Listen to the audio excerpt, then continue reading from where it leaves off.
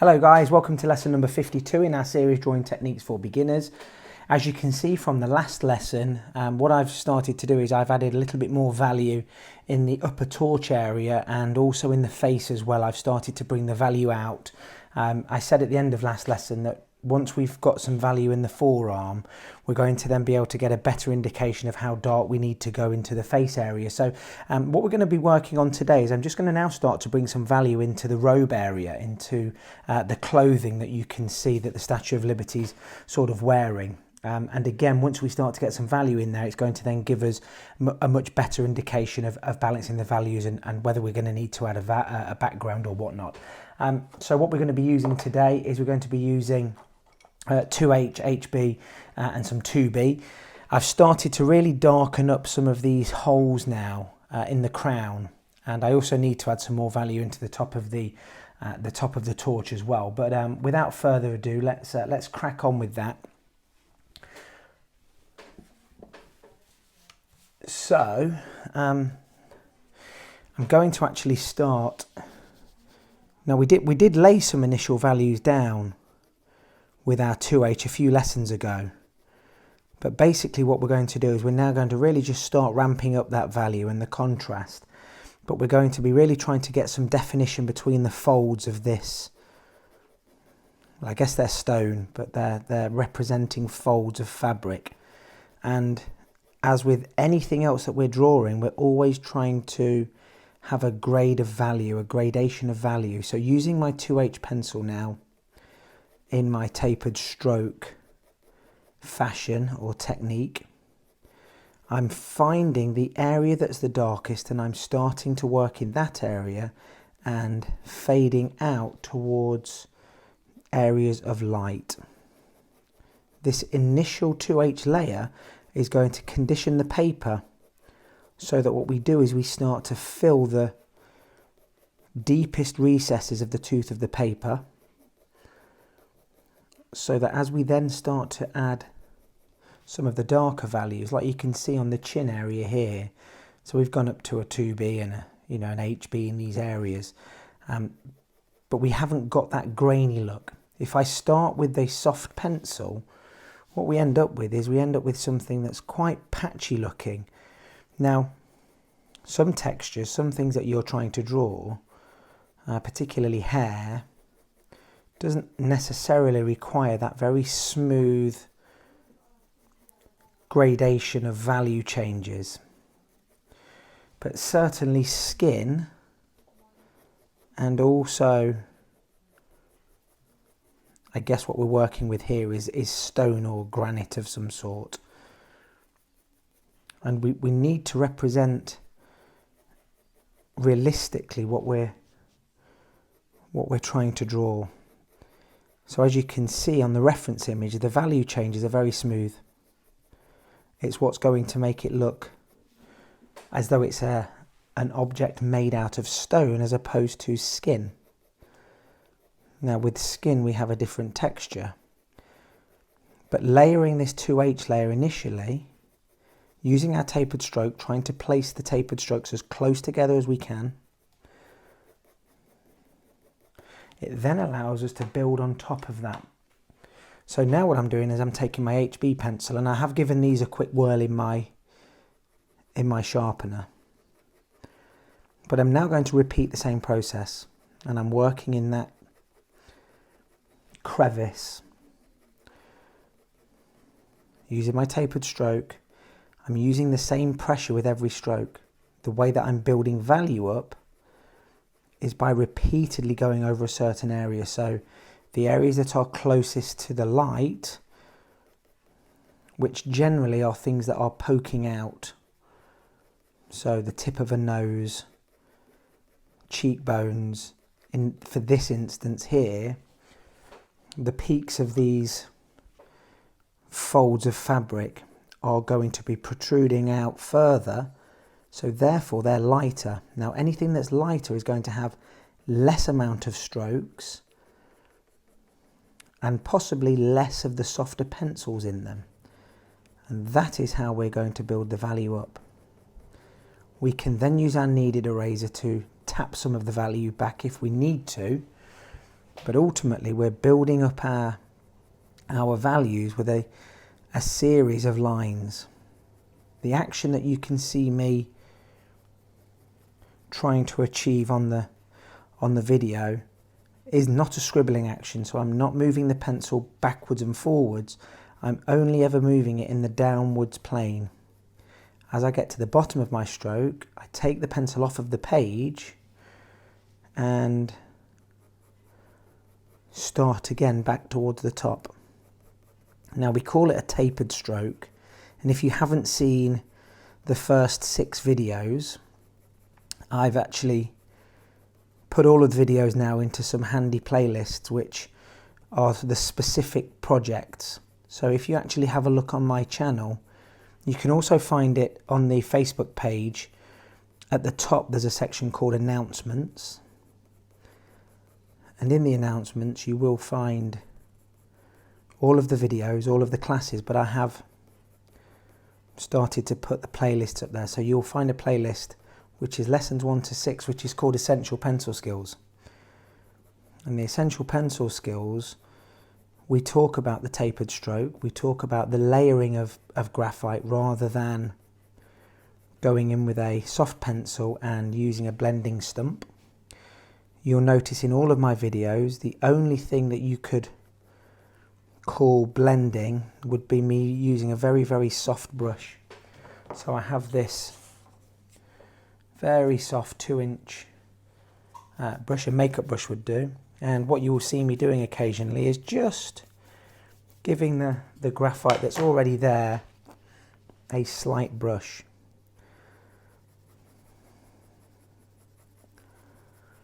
So then as I get towards the end of the patch of HB that I've laid down, and I'm going to come back in with the 2H, and I'm going to bring this layer of 2H out slightly further.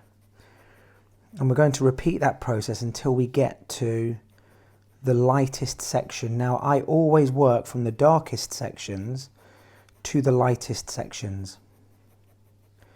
And I do that because you reach a point in your drawing, if you work from dark to light, where you're able to then start to balance the values out, and you reach a point where you would consider your drawing to be complete. And this doesn't just happen on a specific setting. So very rarely do I set out on a drawing session and go, this is the session that my drawing is going to be complete. As we start to near the end, and obviously you can see with the progress that we've made with this one so far that we're definitely not going to finish this in the next half an hour. But after I've continued what I'm working on in this lesson for the next, I would say I work on my drawing for about another hour. So I try and get the key principles down, what we're trying to achieve in this lesson. And what we're doing is, again, what I suggested earlier, we are laying the foundation layer of 2H in the robes of the Statue of Liberty. We're then going to start bringing some of the HB into the darker areas. And if we have a bit of time, we'll start adding a little bit of 2B. But once you've got the general idea of what it is that we're achieving, I sort of let the reins go and let you crack on with that. And I continue for about another hour after the session, so that for the next lesson you can see the progress that we've made. And if you need to catch up, then you can sort of just pause the video and then come back to it once you're caught up. But I like to get the message across.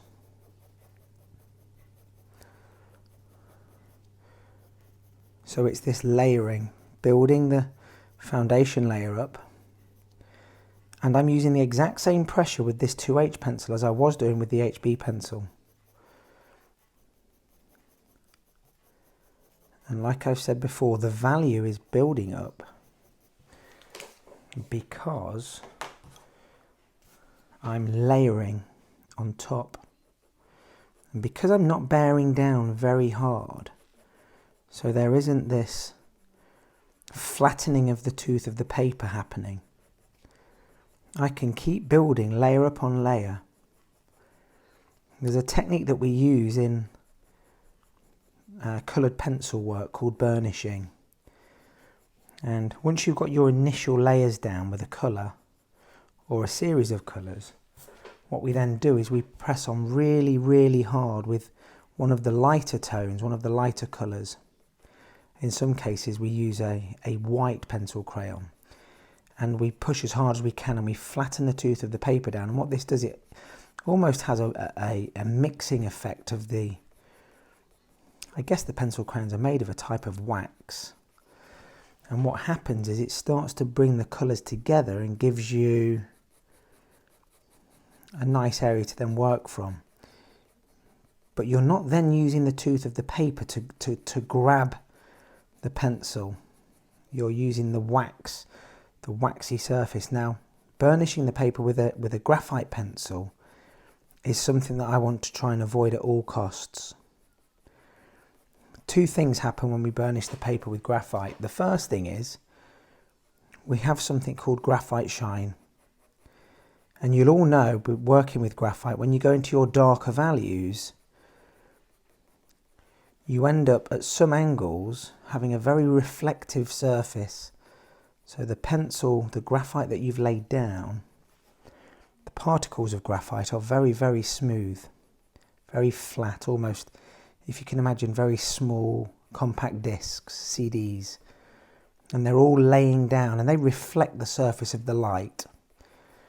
Now, one of the reasons why people like to use charcoal is because the particles that come off of charcoal, if you can imagine very, very small lumps of coal, they don't reflect, and they've got, you know, a much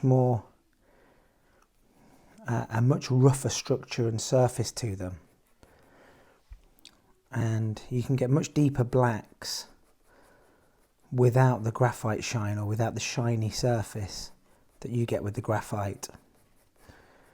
The second reason I like to layer the graphite on very, very thoughtfully and patiently is because at any moment now I could erase the entire face here, and I could, if I needed to, start from scratch. Now, if I've used a blending stump or I've burnished the paper in any way, I'm never ever going to be able to take the value all the way back. And it's that rewinding of the value that is so, so important when we're looking at creating different values and very subtle changes from dark to light that you can see in the face here, but you can also see in the forearm. And it's those subtle changes of value. I've moved on to the 2H pencil again now. And what this does is it just helps me blend a little bit. So it helps me smooth out some of those slightly patchy values that we have. But where was I? Yes. Being able to have those very subtle value changes is so important. If you have anything that is of the same value, it is going to look flat. So anything that's left completely white looks flat and unrealistic. Anything that's left completely black looks flat and unrealistic. Anything that is the same value, exactly the same value, whether that's with your 2B, your 2H, your 4H, looks flat. And we are looking in our drawings to find as many opportunities to trick the viewer into believing that what they're looking at has form, shape, dimension. And the best way that we can do that is by having a gradation of value. Darker in the darkest areas, the areas that are the furthest away from the light, and a gradual move to a lighter value in the areas that are closest to the light source. And you'll remember, and if you haven't joined us before, go and check out lessons 1 to 6. I taught you how to draw a sphere, and the sphere is sort of the cornerstone, the foundation to being able to produce any type of art that becomes, you know, slightly realistic. You've got this hyper-realistic work. You can even have realistic cartoons. You know, you see them all the time now on the TV. and they are all obeying those rules that we spoke about when we were drawing our sphere. We then moved on to drawing a barrel, something that had the same structure, the same ideas of value, contrast, soft edges, hard edges, etc., but just in a slightly different form. Once you've mastered that and you understand how you can make something appear, because that's all we're really doing, we are working on a flat surface, let's not forget. And that flat surface, be it a canvas, a piece of paper, cardboard, ceramic tile, can give you the platform to make something look dimensional. But it's the ability to show light and dark and let your brain interpret the rest.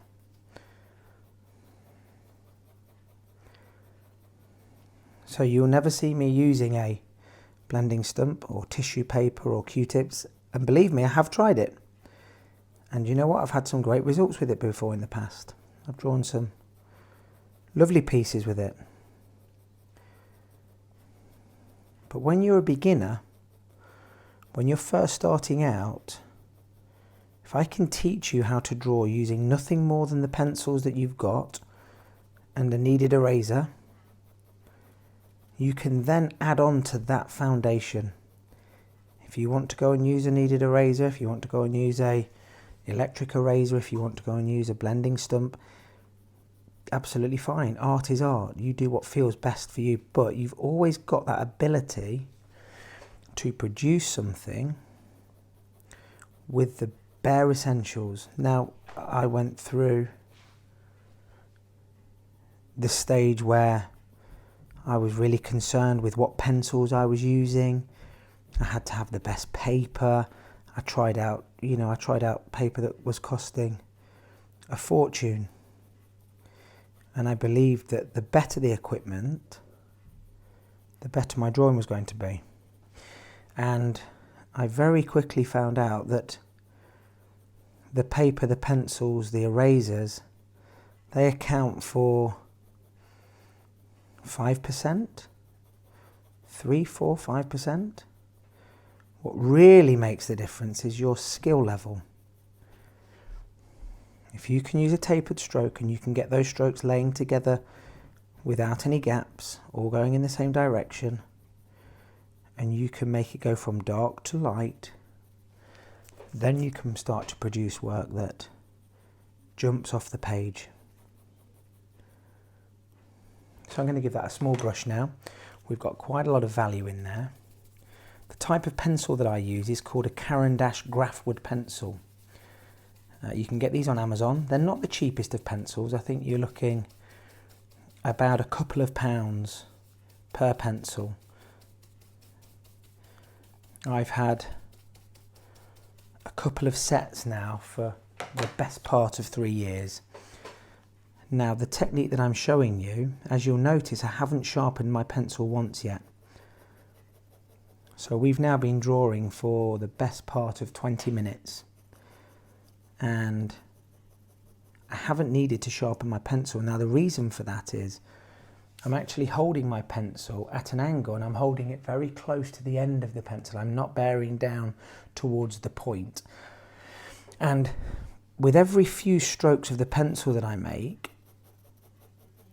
I just slightly turn the pencil in my hand so that I have the fresh part of the tip. And what this does is it self-sharpens. So I'm never left with a dull pencil tip. And for me, this was a lesson that I learned quite early on, after spending a few months going through pencil after pencil after pencil, and something that was taking me 4 or 5 hours to draw, I was going through some of the softer pencils very, very quickly. And although graphite art, I'm not going to say all art because you can spend a fortune on acrylic paints and things like that, but if you're a graphite artist, it's not the most expensive hobby in the world. You're talking a few pounds for paper, a few pounds here and there. You know, if you compare it to somebody that's playing golf and they're spending thousands of pounds on golf clubs, a few pounds on pencils and paper is not too high a price, but it's still costing us money. Every time I sharpen my pencil, it's getting shorter and closer to me needing to buy a new one. So like I say, these pencils have lasted me a couple of years. And of course, I've not only used these pencils, I've done coloured work in between that. But just to give you an idea that this method of self-sharpening not only keeps your pencil sharp so that you've got the ability to draw and lay graphite down in a very consistent way, it also saves you a bit of money.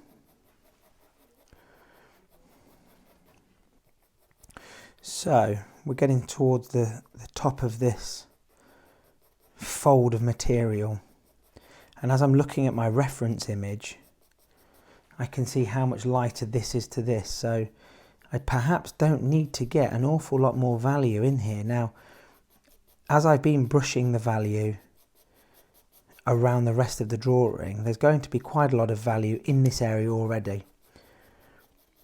And I can see that there's quite a bit of value because this 2H pencil now, as I'm going into these areas, is barely changing the tone.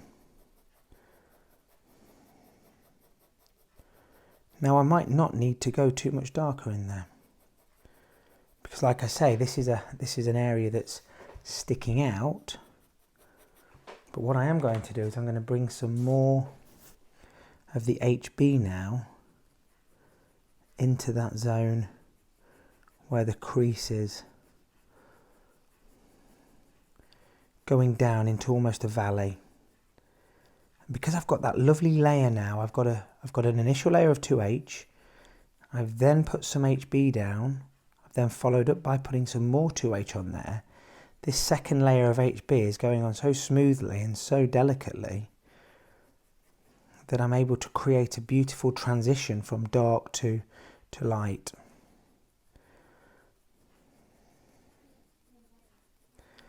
And the more subtle you can create that transition from dark to light, the more realistic this type of thing is going to look.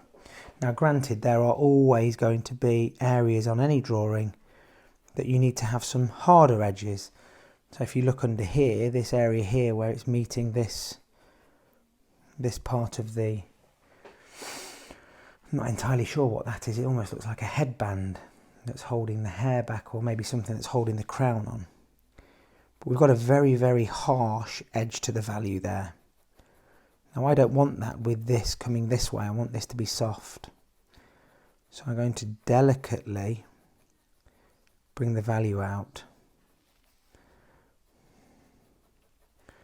And what I'm being very careful of is I don't want to leave a line. I'm blending so that we've got a seamless transition from the dark area into the light area. Now what we can also do as well is we can use a 4H pencil. Now I know there's a lot of you that haven't used a 4H pencil before, certainly before starting some of my tutorials. Now this 4H pencil is beautiful for blending. Again, I'm using my tapered stroke. I'm pulling the pencil towards me, taking it off and then reapplying in the same direction. But what this can do, if you're accurate with the laying down of your lines, it can give you a lovely smooth finish. And that's exactly what I've been doing in the face area and the forearm area. So use your 4H pencil to give you, and we can go in any direction with this, we can slightly change the direction of our tapered stroke so that we've not got the lines all laying in the same direction. And that's going to be very useful for those of you that are quite new to this technique and you're possibly not quite as accurate as maybe I am at laying the lines down. If you can change the angle of your paper so that you're always pulling in your most accurate direction, what then happens is you can get rid of those lines. So the same thing here, I'm going into the darkest recess with the 4H pencil. I'm turning every few strokes so that I'm sharpening the pencil as we go along.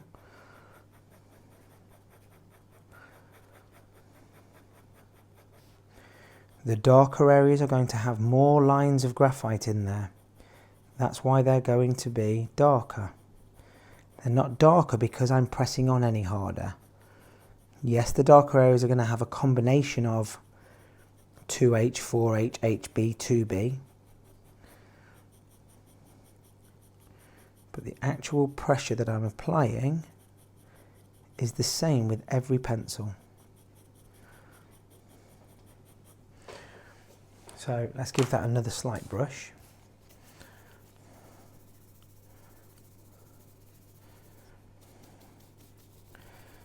So if you haven't subscribed to the channel, guys, go and subscribe. Yeah, if you hit the notifications button, you won't miss any of the videos. I am trying to release two to three videos a week.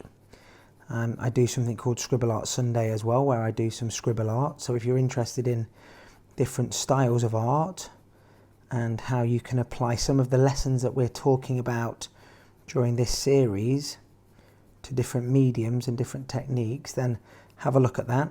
But like I say, I am trying to release a few videos a week. So hit the notification button. That's the bell icon next to the subscribe button.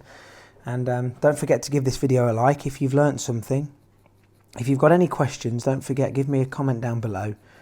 Come and join us on our Facebook group. We are quite a grown-up group. There aren't many dramas on the group like a lot of the Facebook groups that I've been part of over the years. We've got some wonderful people in this group. You know, we're over 3,500 members now.